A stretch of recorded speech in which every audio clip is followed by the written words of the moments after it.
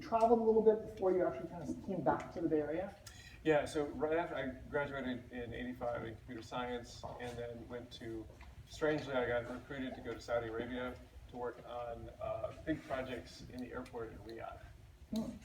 They were having some problems, and I happened to have I was an expert in a really obscure computer language that they needed, so it worked out perfect. And it was supposed to be for 3 months, and I was there for 6 years, on and off for 6 years, but pretty much there. And then I came back to Silicon Valley, because if you're into computers, Silicon Valley is the siren call. You can't. It's like if you're into movies and stuff, you got to eventually end up in LA. And when you were back, I think one of the early ones was work on the 2.5 drive. Right. Yeah. So in 91 or 92, disk drives were just beginning to be possible to be really small. So that turned out to be a really interesting computer problem. So we worked on that, and I was at a couple of startups, just as just an employee working on those startups.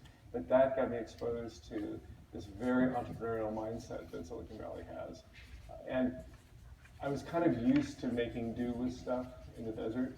So being here, where you're kind of scrappy for other reasons, largely around money, it was perfect. That was just right up my alley.